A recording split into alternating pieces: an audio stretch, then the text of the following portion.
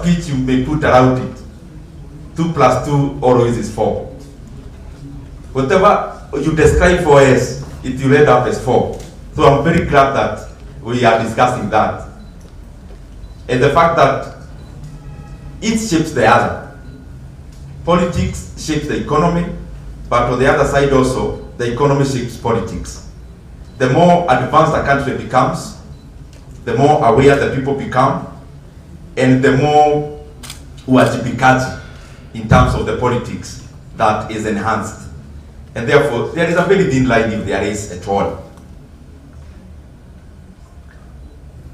We are in a situation which is very good in terms of global economy. And I've been studying economies over time, and I can confidently say that the global economy now is in summer. Is in summer because there is nothing much in terms of the downside that is ongoing in the global economy. And therefore it presents a very good opportunity for every secular economy of the world to take advantage of the summer to do what they need to do. Why do I say so? Currently, in terms of stability, other than the wars that the economies have already factored in, the economies of the world has already factored in what is ongoing in the Middle East. The economies of the world have already factored in what is happening around somewhere near Europe. We've already factored in that as economies. And fortunately, even in terms of supply chains and in terms of planning, that is already there and it has been for years. So we have some stability in regards to the global geopolitics. When you look at the economy globally also, we are now in a sphere and in a path of decimated rating rates in terms of lowering of rating rates across almost all the economies of the world. There is quantitative easing across. The Federal Reserve will be meeting, I think, next week, if not this week. Actually, this week, the Federal Reserve of the US. And whatever that meeting will come up with affects my grandmother's plate in the village, affects many things that we do in our economy. The pity is that there is great expectation that we are likely continue with quantitative easing, will likely continue with expansionary policies in the monetary side in terms of lowering of the lending rates, starting from the Fed rate, CPR rate, and of course, supposed also to go to the private sector, supposed to. So the economies of the world are, we are buoyant. I mean, we have all the ingredients of an economy to grow. All of them are on the table. When you have rates going down, rates go down because private sector wants to be incentivized.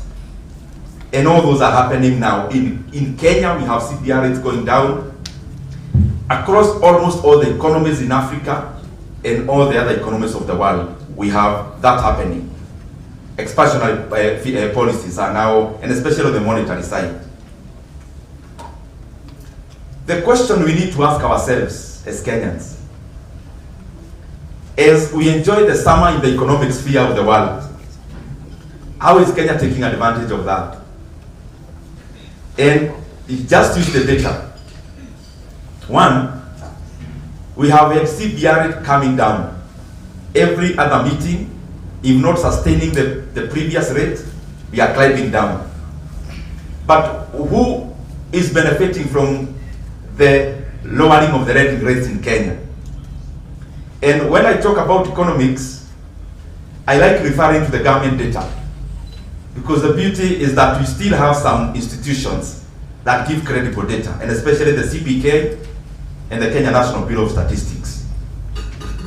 Now, we have a situation where Kenya is having expansionary monetary policy and lowering of rating rates. But who is benefiting? Because you have on one side lowering of rates, the same government data then shows that the private sector lending is actually going down, not growing. So in Kenya, monetary easing is purely a debt management tool. Purely. That the only parameter that is being eyed in terms of monetary easing and lowering of rates is basically paying less interest in the domestic debt, and therefore what is supposed to happen is not happening, because always rates should go down as a way of incentivizing private sector.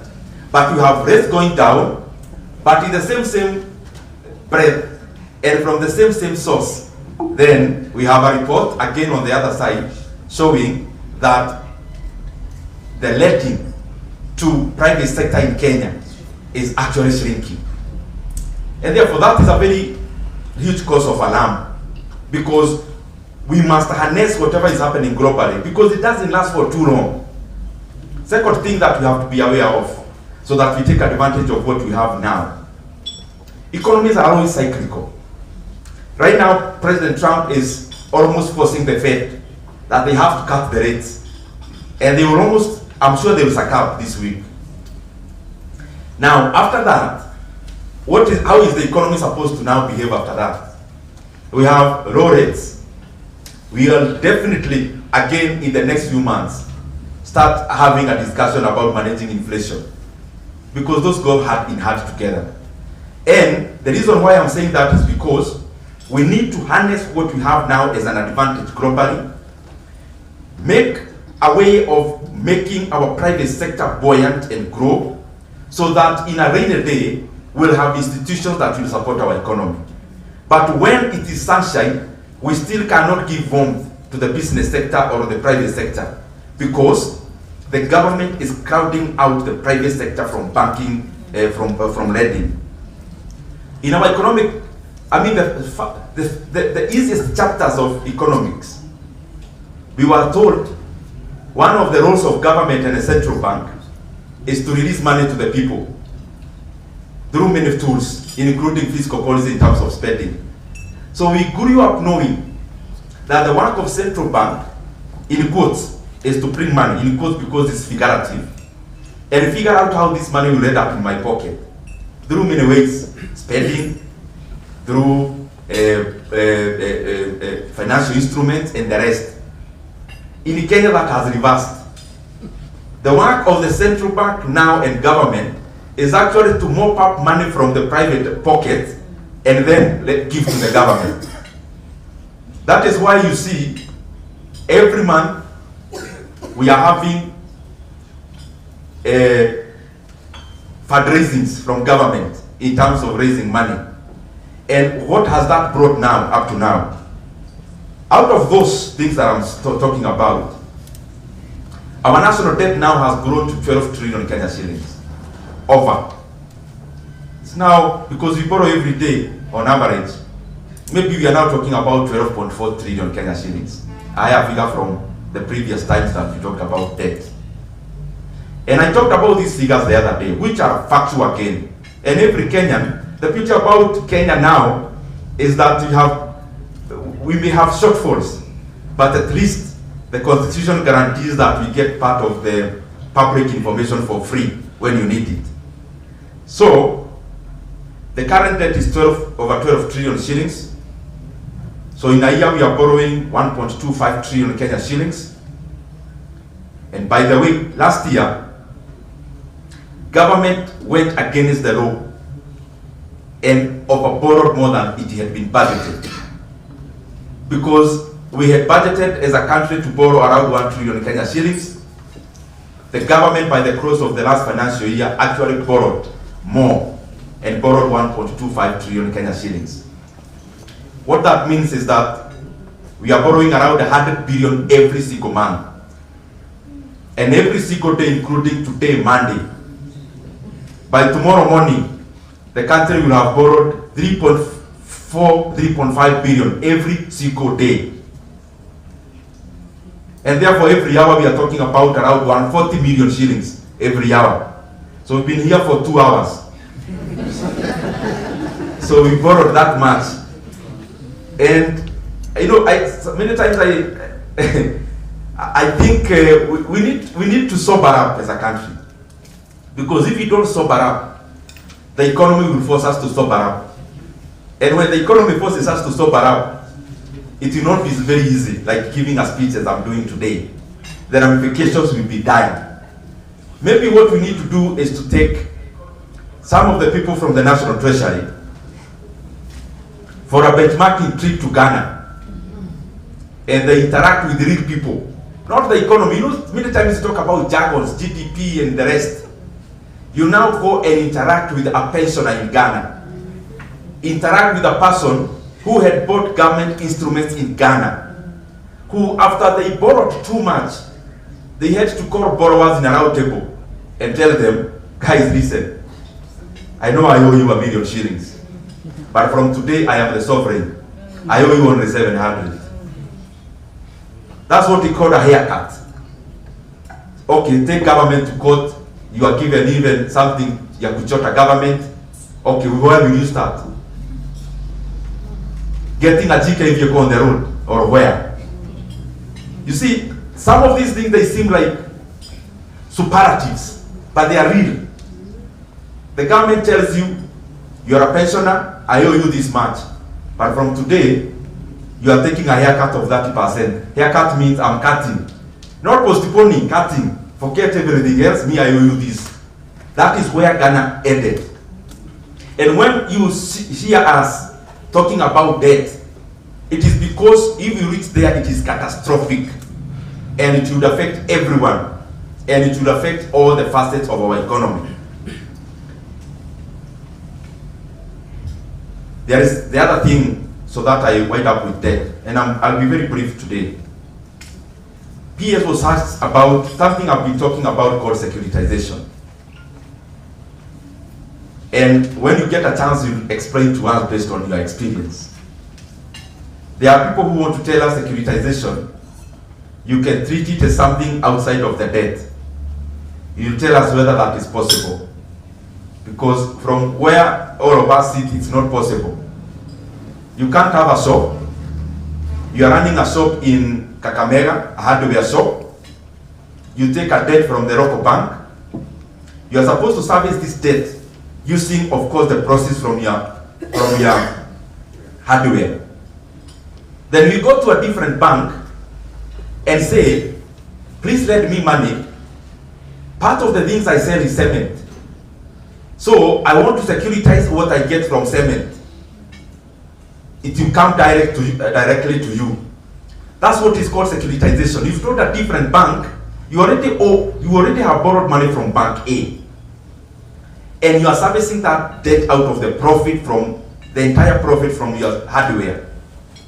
Then you get another bank on the side and you tell them the revenue from cement and from steel, chuma, irenauza, it will now be coming to you. And then you want to tell us that is not supposed to affect this other debt. I mean, I keep saying, every time you hear about a big Kizungu Miki context in Kenya, coming from government, you hear a big name like the securitization, it is just supposed to tire you so that you don't question. But something must be happening that is not right. And just do your math, you'll see. I talked the other day about a debt. A debt of a boat that was raised by securitizing sports fund to build stadiums. Let me start here. Kenya has always built stadiums.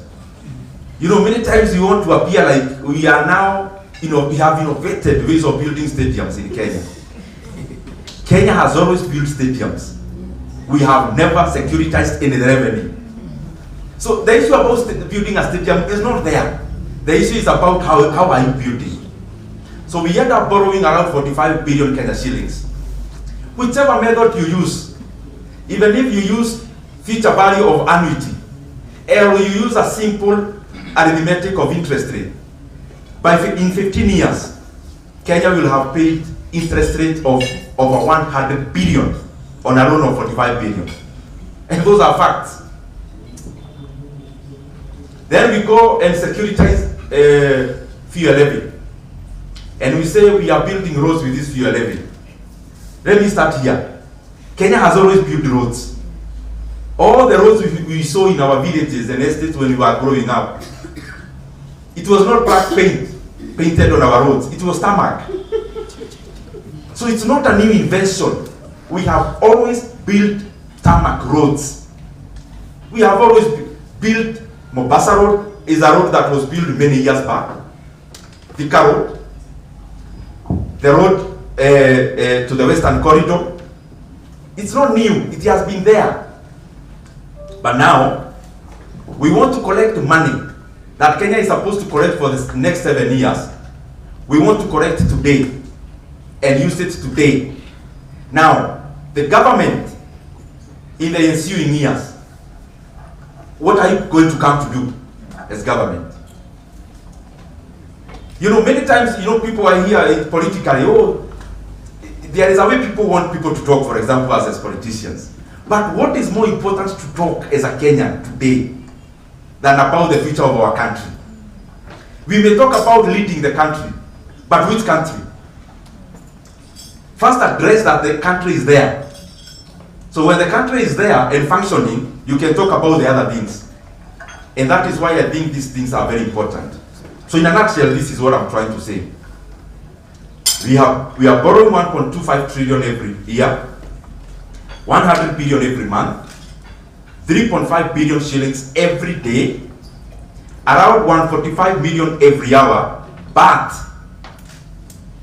every road you see in Kenya ongoing is not part of that debt. That has a different debt called securitization of fuel levy. So let no one tell you, we are borrowing this to build roads. No, the debt for building roads is not even there. We are borrowing that money, but when you ask, you'll be told, can't you see you are building even Talanta Stadium? This is the point.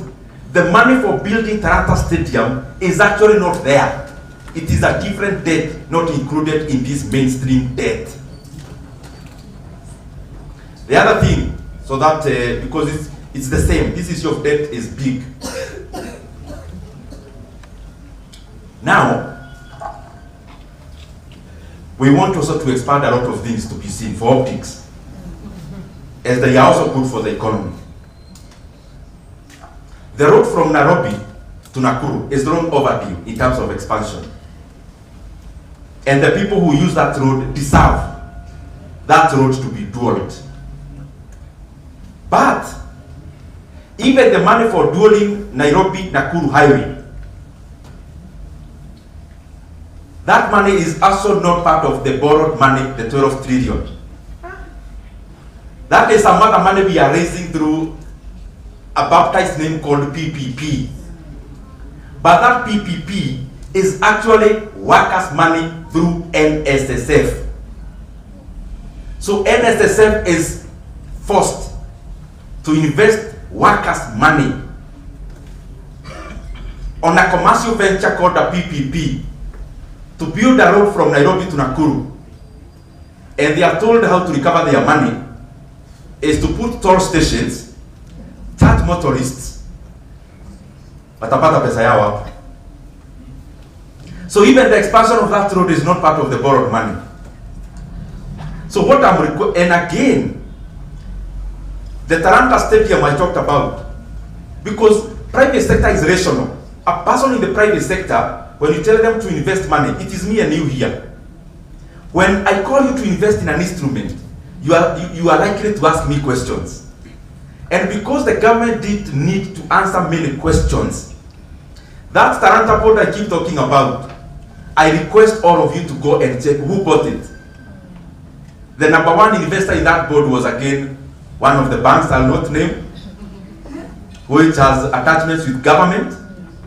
And the number two was again NSSF. Number three was the superannuation fund, again money for workers. So if you are raising a board that is attractive, why are private sector not buying? That government money through another way, and especially workers' money, has to be the ones now to be put in that kind of radar. These things are important, and if they are good, then the speech today should not be an accusation. Should be just an opportunity for those who did it to come and inform Kenyans better. And many times I wonder, for example, on securitization of the fuel levy. You are a bank CEO and you committed money for your shareholders and lend, let's say, 50 billion shillings on something called securitization. You have no sovereign guarantee. The 7 shillings on which the money is securitized was just a gazette notice from the minister. If another minister comes tomorrow and writes off the 7 bob, where will this bank, where will the bank recover the money from? If there is other people in terms of policy in Kenya and they don't honor the debt, there's nowhere you can go. But of course the government did that knowingly because of the urgency of the money. Mabanks na wale wengine wamenunua boats, mtajipanga baadaye. As I go to the finish, the things I talked about, we are in summer, that we have rates coming down from last year, should give us a good opportunity to grow. But how are we growing as Kenya? The Kenyan GDP grew by 4.7%, the previous data that we have for 2024. And by that, we extol that growth. But how is it in the region? Kenya was actually the last in terms of growth in our region. Rwanda grew by 8.9% in the same period. Tanzania grew by 5.5% in the same period. Uganda grew by 6.1% in the same period. So what I'm trying to say is that we have to be logical, everyone who has a position to make decisions for our country. So that even as we give good narratives out there, narratives can only sell up to some point.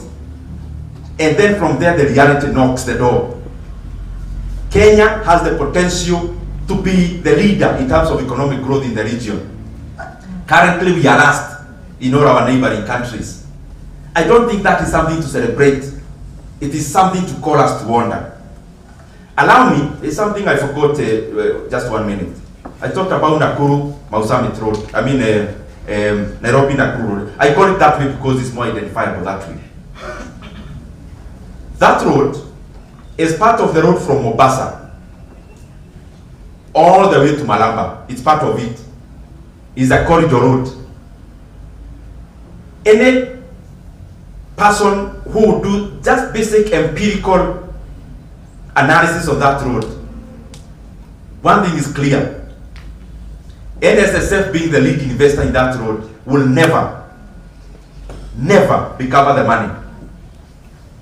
But that road also must not be tolled, because for ease of doing business, the reason why other economies would do better than us is when investors start choosing those countries better or more than us. When you come and do any part of Mombasa, Maraba Road, basically what you are doing is to increase the cost of business, including for people like our neighboring country, Uganda, who have to import their commodities through us. So that road should be built, and should be built by the internally generated resources which are there. And therefore, the road from Nairobi to Nakuru should be dwelled, and the residents who use that road should not be made to pay toll on that road. Because we may think it's a commercial venture, but it will come and hurt our economy. Because if in our region the corridor roads are not tolled, you are basically telling people to look for options. And our country needs investors much more even than our neighbors, because our neighbors are growing faster than us. Let me talk about just one specific policy, then I'll be done. My sister asked about, okay, otoheni hii mambo mengi ya huku juu mingi. Now, conceptualize the economy to me. That's how I understand that question. Now, stop talking about all this expenditure, what, this, that. Can you put the economy in a manner that can be perceived easily? I'll just use only one policy instrument that we are doing as Kenya. And then I leave it to you to weigh whether it's good or bad. Housing levy in Kenya, I saw the other day that it even surpassed, and we ended up collecting 73 billion shillings on housing levy. I want to be consequential so that we see why it is important to keep on tracking policy instruments and therefore to see whether they need amendments along the way. After we instituted the housing levy and we started housing projects in Kenya, I'm just using this as an example. So the government is collecting 73 billion, literally taking 73 billion off the pockets from the private sector and households. Now, what is the output? 1 year that is passed, I'm using the recent data that Kenya has is 2024, where even the housing levy surpassed its target. That's the year I'm talking about. Industry in Kenya, industry is viwanda, decelerated. From the previous year where we grew by over 2% based on the year-on-year, on 2024 compared to 2023, we decelerated to the growth of 1.5%. Second, when we are busy building houses through housing levy, as Kenya, through government, the cost, I'm using government data, not my data. Government released data from KNBS. The construction sector in Kenya, when Kenya was very busy, the busiest year in building housing, the housing program, the construction sector in Kenya shrank by 2%. Not grew, not even decelerated, it went down by 2% in 2024. The consumption of cement in Kenya, in that year we are building houses, the consumption of cement went down by 7.9%. The consumption of steel in Kenya went down. This is the other thing that can make you sometimes wonder. I have seen government officials and they are saying the housing project has created 300,000 jobs. Others say 500,000 jobs. Others say this kind of jobs. And they say new. Now, the same government data shows us this. In the year 2024, the people employed in the construction sector shrank by negative 1.3%. And all the people employed in that sector is only 223,400, a less number than in the year 2022 when we never had the housing levy. When am I talking about this? Many times, we may be beating drum on this side for celebration, but the economy cannot be cheated. What this is showing is that the money for the housing levy was more efficient for our economy when it was in the pockets of Kenyans. That Kenyans were building their houses more efficient than how government can build them. Are we getting that? Because the pictures we see on the timelines on Facebook and social media, advertisements of housing project, then should translate into data. But then we see photographs, but what this has done is to actually remove the people who are working in private-led housing projects.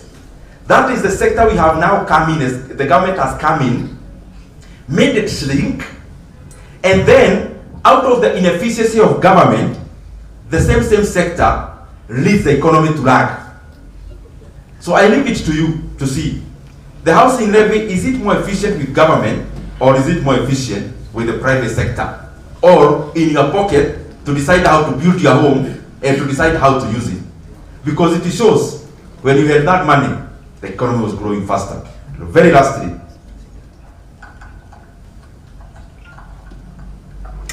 sometimes ile karatasi EPRA wanatumia kutangaza mafuta imeshuka, si iko bei kali hata kuliko ile bei wanashukisha nayo mafuta. Because now I have seen that fuel has now come down by 11 cents for diesel. 11 cents means 0.11 shillings. And for petrol I have seen it 0.8. If I look, the peak of fuel in Kenya, the peak globally, was in around, for the last several months, was in June, around 23rd, globally. Per barrel it was around $73. Now we are talking about $63. That is a decrease by 14% in global oil prices. Why is global oil prices decreasing by 14%? And in Kenya it is decreasing by 11 cents. You know, I talked about this earlier, and I talked about a new levy that was introduced last year. And I saw all ministers come to defend it. Now please come also defend this sense. Because this issue of fuel prices is not an easy topic. It is very important. Because our factories run on fuel. Our economy runs on fuel. When we keep on increasing the cost of fuel, at any point we get an opportunity, and we do not in commensurate manner lower when the global oil prices are going low, we are basically handing over Kenya to our neighbors. And we are basically handing over manufacturing to our neighbors. We are basically saying we are inefficient in all the facets of the economy that use fuel. Let us be forthright, and we make sure, with the same haste that the government raises fuel prices when fuel prices goes up globally, it should be the same haste fuel prices come down. And we keep on knowing, the more levies we increase, the more cost we put on in terms of fuel, immediately the more we make our economy inefficient, and we hand over our opportunities to other countries who are neighboring. I thank you very much. May God bless you.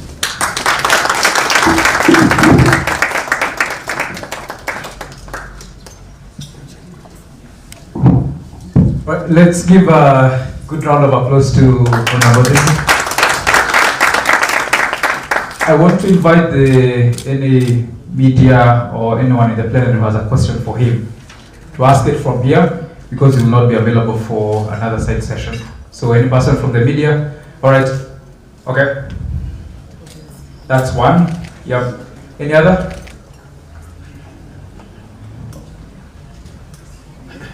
Right. Can come on in.